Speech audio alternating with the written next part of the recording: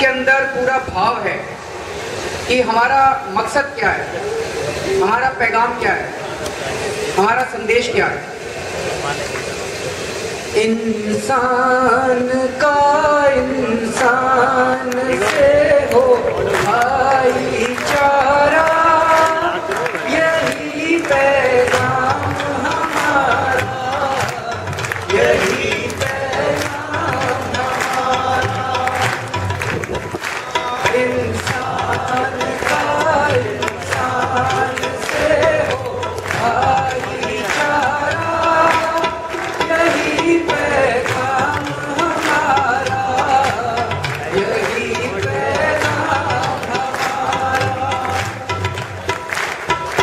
हर एक महल से कहो कि झोंपड़ियों में दिए जलाए, हर एक महल से कहो कि झोंपड़ियों में दिए जलाए।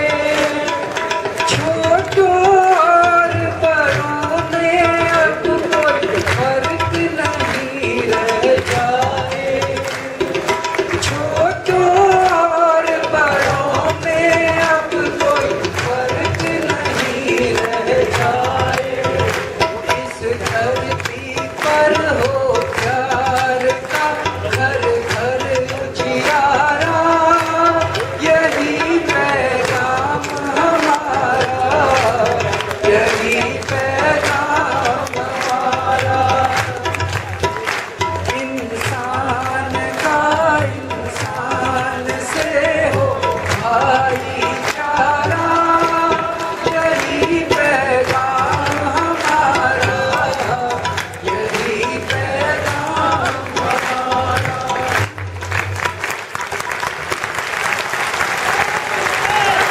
साथियों, पिछले 1.5 साल से 2 साल से ये सारे नेता सारी पार्टियों के नेता चिल्ला चिल्ला के कह रहे हैं, लोकपाल बिल पास कराना है तो चुनाव लड़के दिखाओ, लोकपाल बिल पास कराना है तो संसद में आके पास कर लो। आज इस मंच से हम ऐलान करना चाहते हैं कि हाँ, हम अब चुनाव लड़के दिखाएंगे।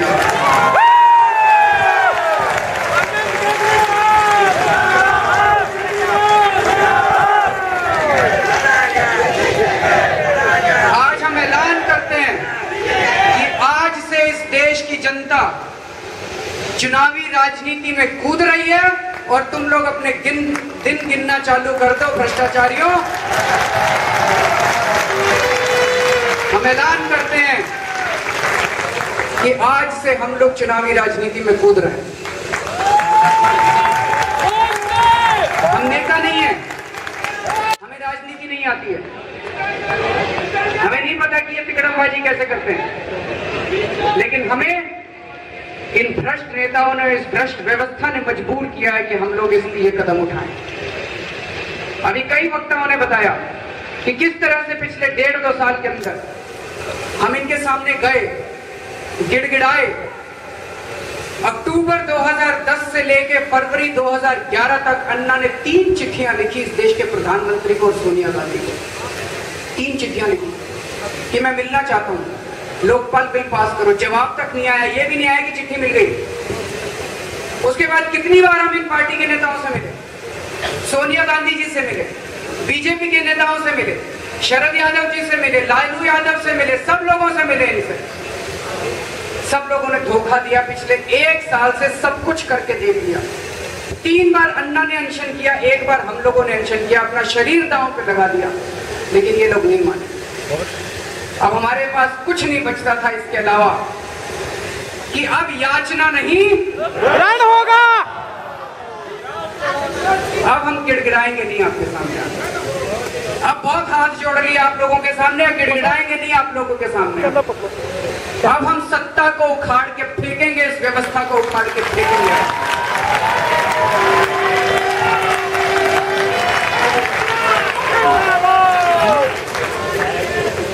कई लोग कह रहे हैं जल्दी कर दी थोड़ी सी, थोड़ा रुक जाना चाहिए था, संगठन बना लेना चाहिए था, 1-2 साल और रुक जाते।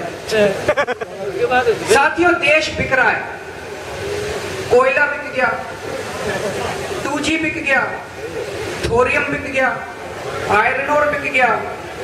ये अंजलि आई है, ये बता रही है वहां के सारे बांध भी बिक गए, जमीन भी बिक गई, जंगल भी बिक गया, हिमाचल प्रदेश के पहाड़ भी बिक गए और छत्तीसगढ़ में तो एक नदी भी बिक गई। साथियों, अब अगर हम लोगों ने देर कर दी तो मुझे तो लगता है कि 5-6 साल में भारत ही नहीं बचेगा। इसलिए अब और देर कर ही नहीं सकते, हमारे पास समय बहुत कम है। और ये सारी पार्टियां मिली हुई हैं। कोयला घोटाले में तो साफ साफ दिखाई दे गया कि किस तरह से बीजेपी और कांग्रेस दोनों ने मिलकर देश को लूटा है, दोनों ने मिलकर कोयले के खदानों को लूटा। सिंचाई का घोटाला जो निकल के आया, वहां पे तो सारी पार्टियां मिली हुई हैं। कहते हैं 4 काम हम उनके करते हैं, 4 काम वो हमारे करते हैं। काहे का ऑपोजिशन? क्या ऑपोजिशन है? कोई ऑपोजिशन नहीं बचा इस देश के अंदर। ऑपोजिशन में तो हम और आप हैं, बाकी सारे सत्ता के अंदर है। बीजेपी भी सत्ता में है, कांग्रेस भी सत्ता में है, शरद पवार भी सत्ता में, लालू यादव भी सत्ता में, मायावती भी सत्ता में, मुलायम सिंह यादव भी सत्ता में। हम लोग ऑपोजिशन के अंदर है, मैं और आप ऑपोजिशन के अंदर। तो साथियों, कोई चारा नहीं बचा, ये तो करना ही पड़ेगा। चुनावों में कूदना ही पड़ेगा, संसद को साफ करना ही पड़ेगा, विधानसभाओं को साफ करना ही पड़ेगा। कई लोग कह रहे हैं हार जाओगे। साथियों, आज हमारी परिस्थिति उस अर्जुन की तरह है जो कुरुक्षेत्र के मैदान में खड़ा है और उसके सामने 2 दुविधाएं। एक तो ये कि हार तो नहीं जाऊंगा, और दूसरा ये कि मेरे अपने लोग सामने खड़े हुए। तो कृष्ण उनको कहते हैं कि हार और जीत की चिंता मत करो, लड़ो।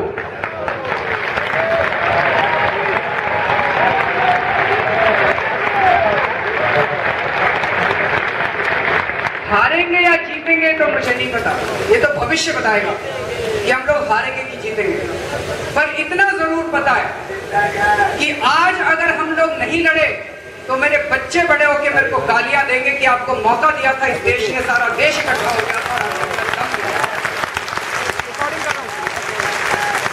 लेकिन अगर लड़ते लड़ते हार गए तो उस लड़ाई को मेरे बच्चे आगे लेके जाएंगे।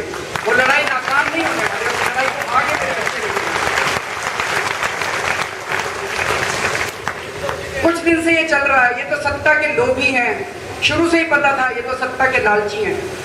जैसे आप कहो चुनाव लड़ेंगे, कहते हैं तो सत्ता के लालची हैं। एक ऐसा माहौल बना दिया कि सत्ता तो इन्हीं गुंडों के हाथ में रहनी चाहिए, कोई और आए तो कहते हैं सत्ता का लालची, सत्ता गुंडों के लिए। ये लाल बहादुर शास्त्री, इसने भी चुनाव लड़े थे। ये सत्ता का लालची था कि देशभक्त था? बाबा साहब अंबेडकर ने भी चुनाव लड़े थे, वो सत्ता के लालची थे कि देशभक्त थे? सरदार पटेल ने भी चुनाव लड़े थे। उन दिनों में अगर कोई चुनाव लड़ता तो कहते थे देशभक्त है। आज कोई चुनाव लड़ता है तो कहते हैं सत्ता का लालची है। इसी को तो बदलना है, इसी को बदलने के लिए हम अंदर जा रहे हैं कि कल अगर कोई युवा खड़ा होकर चुनाव लड़े तो कोई ये ना कहे कि सत्ता का लालची है, वो ये कहे कि ये युवा जो है ये देशभक्ति के लिए जा रहा है। इसी को बदलने के लिए अंदर जा रहे हैं।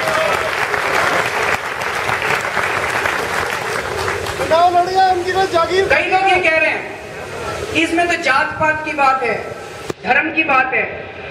तुम्हें तो कर रखा ये सब, जाति के नाम पे सारे देश को तोड़ के रख दिया, धर्म के नाम पे सारे देश को तोड़ के रख दिया इन दिनों में तुम लोगों ने।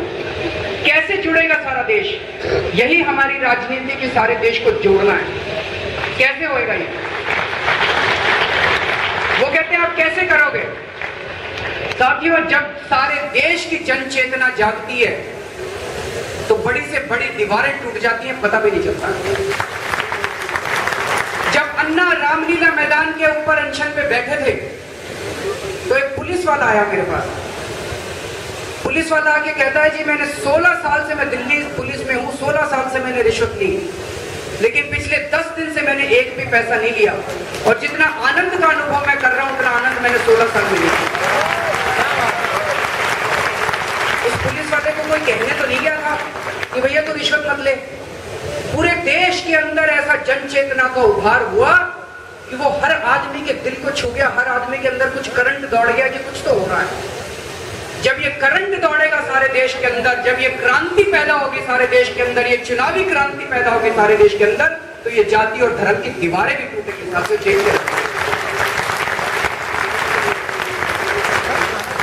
ये सारे से मीडिया वाले चला रहे हैं, 3-4 दिन से चला रहे हैं, केजरीवाल की पार्टी, केजरीवाल की पार्टी, केजरीवाल। मेरी पार्टी? ये आपकी पार्टी है। ये उन हजारों लाखों लोगों की पार्टी है जो रामलीला मैदान के अंदर आए थे। ये उन हजारों लाखों लोगों की पार्टी है जो जंतर मंतर के ऊपर आए थे। ये इस देश के लोगों की पार्टी है जो भ्रष्टाचार से ऊब चुके हैं, भ्रष्टाचार से तंग आ चुके हैं, महंगाई से तंग आ चुके हैं। उन लोगों की पार्टी है। मेरी पार्टी कहां से आ गई? मेरे को पार्टी बनाने की क्या जरूरत है? अच्छा खासा मैं काम कर रहा था, मेरे को पार्टी बनाने की क्या जरूरत है? ये इस देश के लोगों की पार्टी है। जब से हमने पार्टी का अनाउंस किया, हमने कहा भाई सुझाव दो कि कैसे बने ये पार्टी। 20,000 लोगों के सुझाव आए, अभी तक 20,000 लोगों के।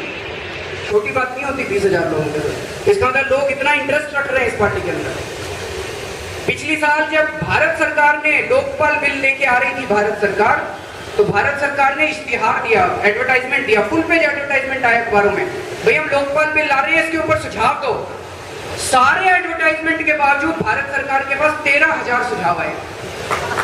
हमारा एक भी एडवर्टाइजमेंट नहीं है और 20,000 सुझाव आ गए। ये जनता की पार्टी है, ये उन 20,000 लोगों की पार्टी है, ये इस देश के लोगों की पार्टी है। ये फर्क है। कल सवेरे सवेरे 5:30 बजे एक बाबा है, बहुत बूढ़े बाबा हैं, हमारे दफ्तर आते हैं, रोज आते हैं, चिट्ठियां देखते हैं, वो चिट्ठियां सेग्रीगेट करते हैं, जवाब देते हैं। कल सवेरे सवेरे 5:30 बजे मेरे घर पहुंच गए। आके कहते हैं जी कल आप अपनी पार्टी का ऐलान करने जा रहे हो, आपके साथ बैठ के थोड़ी देर में पूजा करना चाहता हूं। मैंने कहा जाओ। 10-15 मिनट उन्होंने पूजा की, मेरे हाथ में पानी दिया, मुझसे कसम खिलाई कि मैं आजीवन अहिंसात्मक तरीके से देश की सेवा करता रहूंगा, कभी स्वार्थी नहीं बनूंगा। उसके बाद मुझे कहते हैं मेरी गुरुदक्षिणा दीजिए। मैंने कहा बताइए क्या चाहिए? बोले मेरा जो सबसे छोटा बेटा है उसे मैं आपको दान देना चाहता हूं, उसे स्वीकार कर दीजिए।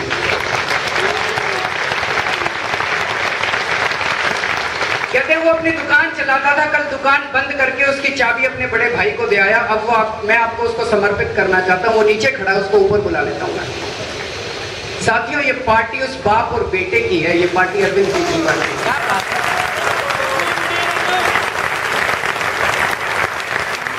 एक विजय बाबा है, विजय बाबा बैठे हैं यहाँ पे। हाँ सर, उधर विजय बाबा, ये रिक्शा चलाते हैं और ये रिक्शा चलाते चलाते पर्चे बांटते रहते हैं पूरा दिन। इनकी आंखों के अंदर एक सपना है कि अगर ये व्यवस्था बदलेगी तो इनकी भी जिंदगी सुधरेगी। ये पार्टी मेरी नहीं है, ये पार्टी विजय बाबा की है।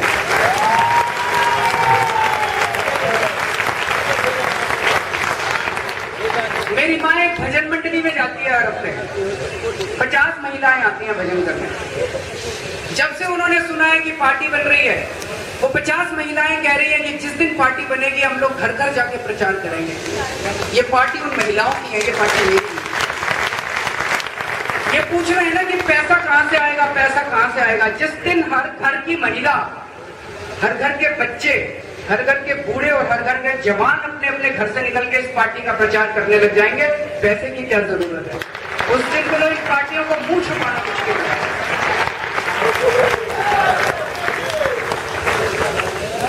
तो क्या ये पार्टी केवल लोकपाल के लिए बन रही है? मैं योगेंद्र भाई से परसों चर्चा कर रहा था कि हमारी सोच क्या है। क्या ये सोच है कि आज सरकार के अंदर जो लोग बैठे हैं वो लोग गंदे हैं, हम अगर चले जाए तो हम लोग अच्छे हैं और हम अंदर जाके सब बदल लेंगे?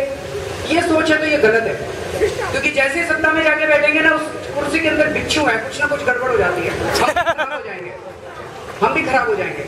सोच ये नहीं है, सोच ये है कि जो भी उस कुर्सी पे जाके बैठेगा वो गड़बड़ हो जाएगा। उस व्यवस्था को बदलना पड़ेगा कि कल को कोई और उस कुर्सी पे आके बैठे तो वो गड़बड़ ना कर सके।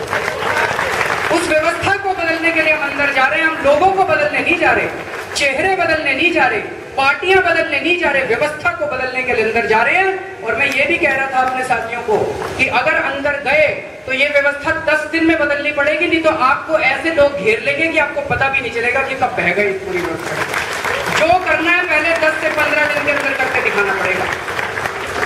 पहले 10 से 15 दिन में, 1 महीने में जो कर लिया, उसके बाद तो ऐसे लोग आपको घेरेंगे। मैं इनकम टैक्स डिपार्टमेंट में था, मेरे को तो पता है अंदर किस किस तरह के काम होते हैं। तो ये व्यवस्था परिवर्तन क्या है? बहुत सुना व्यवस्था परिवर्तन, व्यवस्था परिवर्तन। ये क्या है ये व्यवस्था परिवर्तन? आखिर इसका मतलब क्या है? हम जो मतलब समझते हैं मैं बता देता हूं, आपके मन में कोई मतलब हो तो आप भी बता देना। हमारा मतलब एक ही है, आज इस देश के अंदर जनतंत्र नहीं है। हम चाहते हैं कि सीधे जनता का राज हो, सत्ता सीधे जनता को दी जाए।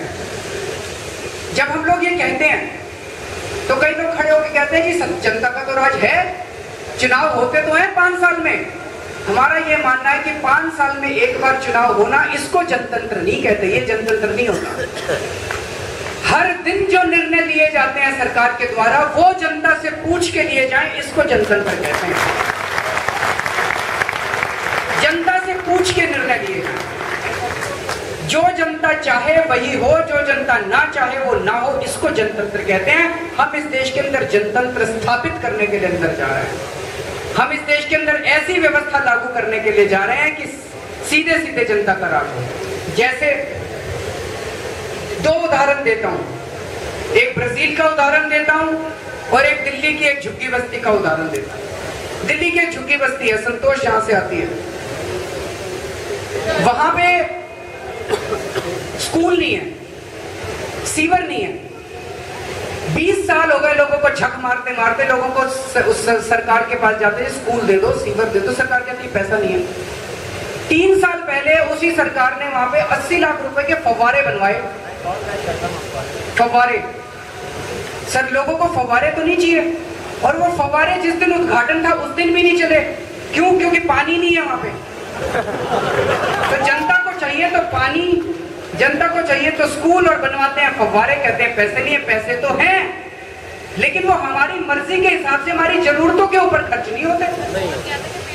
कॉमनवेल्थ गेम में 70,000 करोड़ रुपए खर्च कर दिए। चाहिए थे क्या कॉमनवेल्थ गेम हम लोगों को? और कहते हैं एलपीजी की सब्सिडी, गैस सिलेंडर पे सब्सिडी देने को पैसे नहीं है। गैस सिलेंडर की सब्सिडी में तो 35,000 करोड़ ही चाहिए, और 70,000 करोड़ तुमने उधर उसमें फूक दिया। और कहते हैं 6 सिलेंडर से काम चलाओ। इसको बदलना है, जो जनता चाहिए वो होना चाहिए। तो एक तो ये उदाहरण दिया सुंदर नगरी का।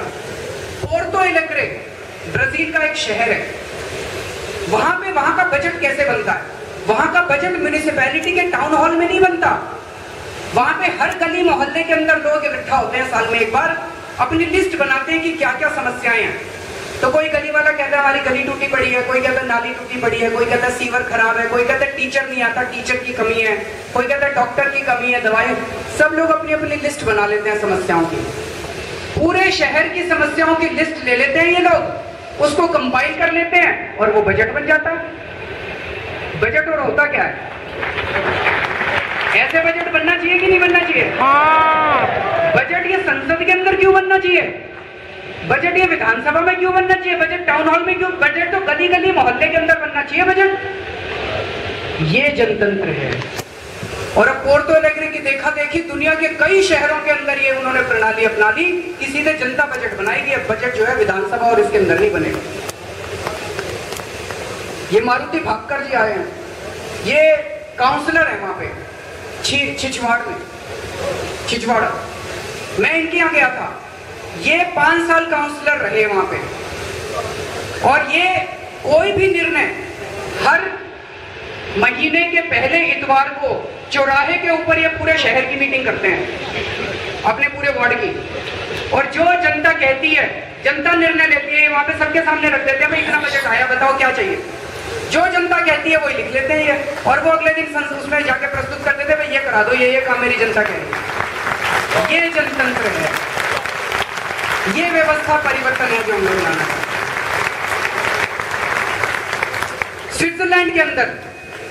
स्विट्जरलैंड के अंदर अगर 50,000 लोग एक कागज पे लिख के दे दें कि ये कानून बनना चाहिए, तो उनको संसद के अंदर वो रखना पड़ता है कानून। 1 लाख लोग अगर लिख के दे दें तो संसद के अंदर रखना पड़ता है, भाई कॉन्स्टिट्यूशन बदलो। सीधे सीधे जनता संविधान भी बदल सकती है वहां पे स्विट्जरलैंड के अंदर। जब हमने कहा भाई हमारे देश में भी होना चाहिए, पिछले 1.5 साल हो गए, जन लोकपाल पास कर दो, जन लोकपाल पास कर दो।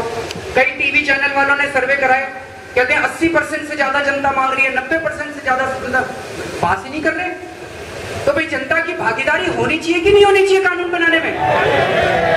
जब हम लोग ये कहते हैं तो कहते हैं इस देश की जनता तो अनपढ़ है, जनता को समझ नहीं है। हमने कहा जी जो संसद में बैठे हैं उससे तो ज्यादा पढ़ी लिखी है कि नहीं? संसद में भी तो आधे अनपढ़ बैठे हैं सर। पूरे वो कानून बना सकते हैं संसद में बैठ के, तो हम भी अपने लिए कानून बना सकते हैं संसद बाहर बैठ के। अगर राबड़ी देवी बिहार चला सकती है, बिहार की मुख्यमंत्री बन सकती है, तो देश की जनता भी कानून बना सकती है।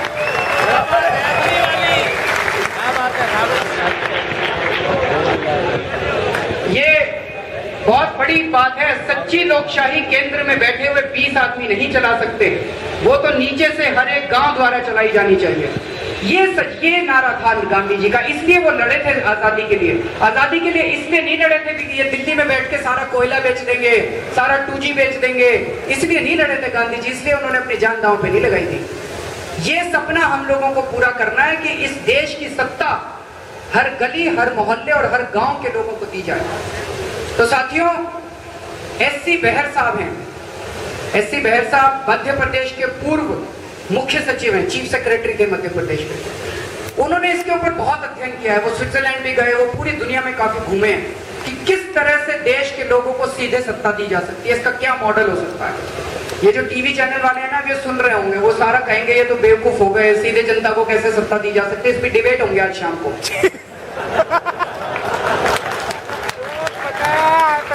पूरी जिम्मेदारी के साथ कह रहे हैं कि ये हो सकता है, इसके मॉडल हैं, दुनिया भर में मॉडल है। और इन मॉडल्स के ऊपर अब SC बेहर साहब, हमने उनसे निवेदन किया, हमने एक कमेटी बनाई है।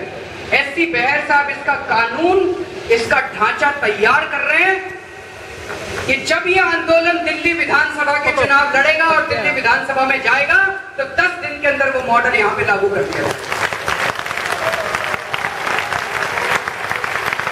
दिल्ली के अंदर सीधे सीधे जनता राज करेगी, दिल्ली के अंदर सीधे सीधे जनता बजट बनाएगी। बजट जो है वो विधानसभाओं के अंदर और अंदर नहीं बनना चाहिए, सीधे सीधे जनता के हाथ में कंट्रोल होना चाहिए। कानून कैसे बनेंगे जनता तय करेगी। ऐसा मॉडल बेहर साहब की कमेटी तैयार कर रही है। और जब ये पहला मॉडल तैयार हो जाएगा, हम फिर से इसको वेबसाइट पे डाल देंगे और आप लोग उसके ऊपर कमेंट अपने अपने भेजिएगा। और ये कोई पार्टी नहीं करने वाली, कोई और पार्टी कर दे तो ठीक है, हमें चुनाव लड़ने की जरूरत ही नहीं है। हमने तो कहा है आप जन लोकपाल पारित कर दो, ये स्वराज का कानून पारित कर दो, हम चुनाव नहीं लड़ेंगे। कोई नहीं करने वाला। हम बार बार कह रहे हैं ये पार्टी नहीं है, ये आंदोलन है। अभी तक आंदोलन ही कर रहे थे और अभी भी आंदोलन करते रहेंगे। 3 अगस्त को हम लोगों ने अनाउंस किया था कि पार्टी बनेगी। 26 अगस्त को हम लोगों ने मनमोहन सिंह का और सोनिया गांधी का और नितिन गडकरी के घर का घेराव किया। वो पार्टी थी कि आंदोलन था? आंदोलन था। और ये आंदोलन चलता रहेगा। पहले आंदोलन के लिए हमारे पास 3-4 साधन थे। अनशन करते थे, प्रदर्शन करते थे, घेराव करते थे। अब हमने एक और साधन जोड़ लिया, राजनीति भी करेंगे। तो आंदोलन को सशक्त करेगी ये राजनीति। आंदोलन ही चलेगा, ये आंदोलन ही रहेगा। और आज यहाँ से मैं 2 ऐलान करना चाहता हूँ आंदोलन में।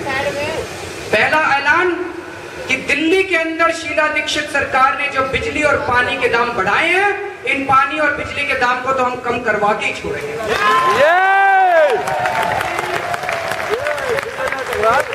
गलत बढ़ाए हैं ये दाम इन लोगों ने, बढ़ने नहीं चाहिए थे।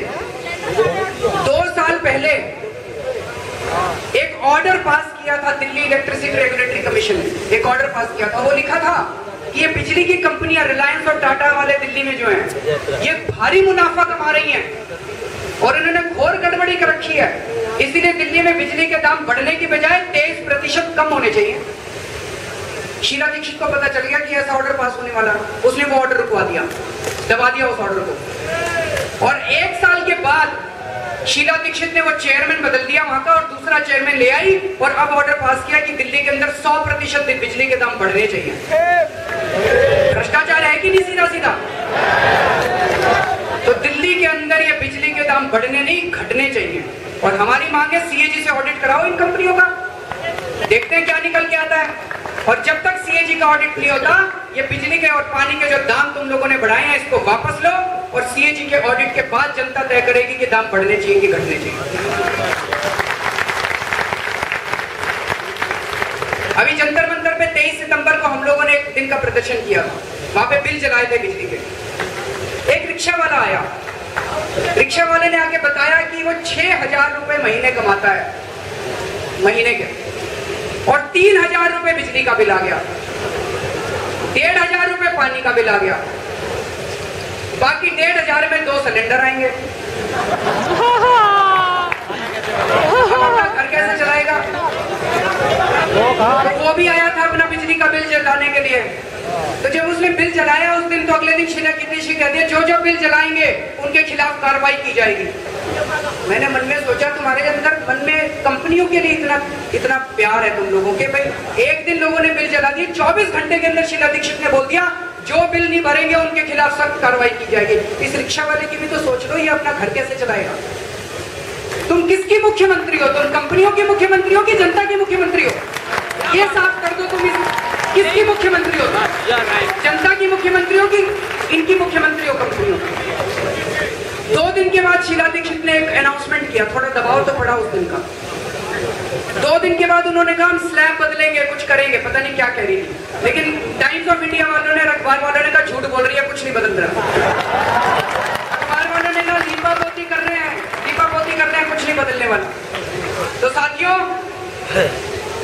7 तारीख को, 7 अक्टूबर को दिल्ली की 62 विधानसभाओं में 114 म्युनिसिपल वार्ड के अंदर 3 बजे लोग इकट्ठे होकर दोबारा बिल जलाएंगे।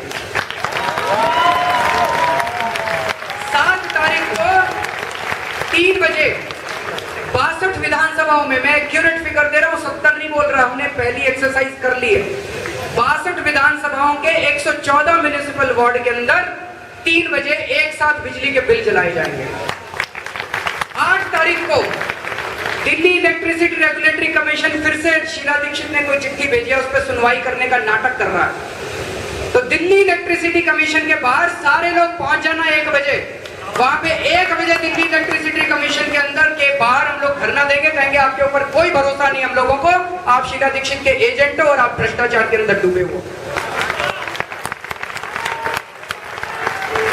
और अगर शीला दीक्षित ने 3 नवंबर तक, अगर शीला दीक्षित ने 3 नवंबर तक ये बिजली और पानी के दाम वापस नहीं लिए, तो 4 नवंबर को हम सब लोग चल के उनके घर का घेराव करेंगे।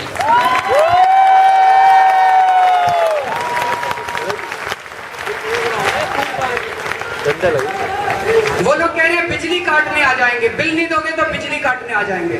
हम चैलेंज करते हैं, हिम्मत है तो बिजली काट के दिखाओ, इधर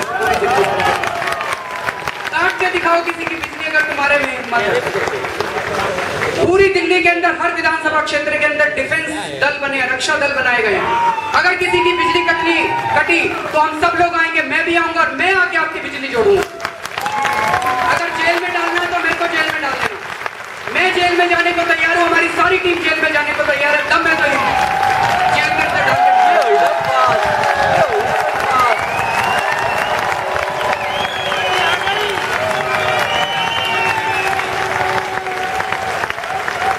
और मैं ये कह देना चाहता हूं कि अगर तुमने जरूरत की दिल्ली के लोगों को बिजली की काटने की, तो 4 नवंबर को आपका केवल घर का घेराव नहीं होगा, दिल्ली की जनता के आपकी भी बिजली काट के जाएगी।